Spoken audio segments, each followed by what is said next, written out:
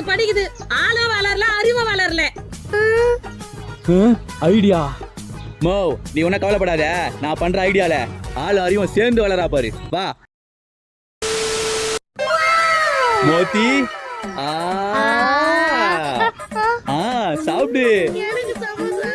நல்லா இருக்கா? நல்லா இருக்கு. இன்னும் இருக்கு.